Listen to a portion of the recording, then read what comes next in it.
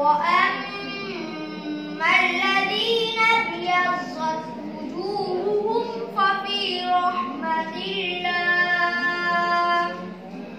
هم فيها خالدون.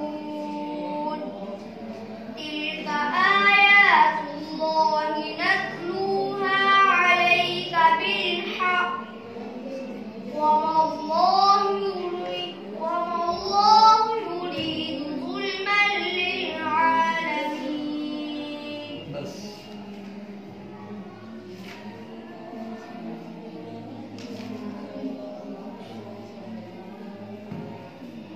بسم الله الرحمن الرحيم.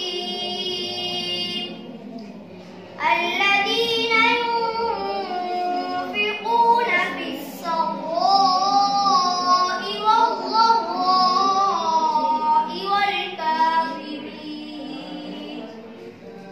والكاظمين الغيظ والعافين عن الناس والله يحب المحسنين. والذين إذا فعلوا فاحشة